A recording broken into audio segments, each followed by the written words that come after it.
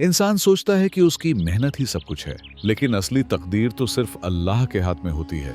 ये कहानी है एक ऐसी औरत की जिसे दुनिया ने भुला दिया, मगर अल्लाह ने उसका सब्र और शुक्र कभी जाया नहीं होने दिया। बगदाद के एक पुराने गांव में साद नाम का एक गरीब मगर ईमानदार आदमी रहता था। वो रोज मेहनत करके अपनी बीवी जैनब और छोटी बेटी मरियम का पेट भरता था। लेकिन एक दिन अचानक साद को बुखार ने घेर लिया। कुछ ही दिनों में वो इस दुनिया से चला गया। जैनब के लिए जिंदगी जैसे अंधेरी रात बन गई। घर में खाने को कुछ नहीं था और बेटी के लिए दूध तक मुश्किल से मिलता। फिर भी वो हर वक्त बस एक बात कहती, बाप जो अल्लाह करता है बेहतरी के लिए करता है। वो नमाज पढ़ती रही, शुक्र अदा करती रही, चाहे घर में रोटी ना हो, लेकिन उसका दिल ईमान से भरा रहा।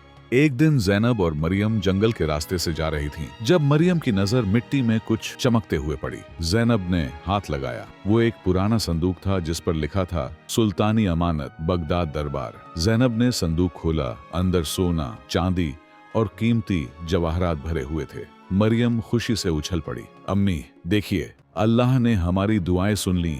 जैनब की आंखों में आंसू आ गए, पर उसने संदूक बंद कर दिया और बोली, नहीं बेटा, ये हमारा रिस्क नहीं है। जो चीज अमानत हो उसे अपना बनाना गुनाह है।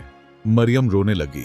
अम्मी, हम इतने दिन से भूखे हैं, अल्लाह ने ये हमारे लिए ही भेजा होगा ना।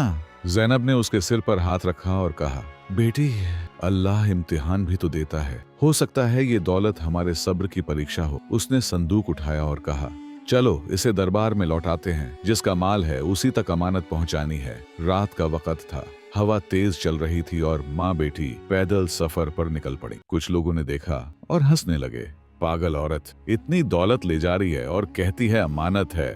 जैनब ने बस मुस्कुराकर कहा, इंसान नहीं देखता, लेकिन अल्लाह सब देखता है। उस वक्त बगदाद का सुल्तान हारून रशीद अपने लोगों के ईमान और इंसाफ पर नजर रखता था। वो अक्सर भेष बदलकर बाजारों में घूमता था। उसी रात उसने देखा एक बेवा और एक छोटी बच्ची कंधे पर भारी संदूक लिए दरबार की ओर जा रही हैं। सुल्तान ने पूछा, रात के अंधेरे में कहाँ जा रही हो? जैनब ने आदर से कहा, हुजूर, ये अमानत है। सुल्तानी मुहर लगी हुई। सोचा सुबह होने से पहले लौटा दूं ताकि कोई शक न करे। सुल्तान ने भावुक होकर कहा, क्या तुम्हें डर नहीं लगता इतनी दौलत लेकर? जैनब मुस्कुराई, दौलत से नहीं, गुनाह से डर लगता है। अगले दिन सुल्तान ने दरबार में सबके सामने उस औरत को बुलाया। फिर कहा, ये है असली ईमानदारी, ये है वो सब्र और शुक्र जो अल्लाह को सबसे ज्यादा पसंद है। उसने ऐलान किया, आज से ये संदूक और इसमें जितनी भी दौलत है सब तुम्हारा है।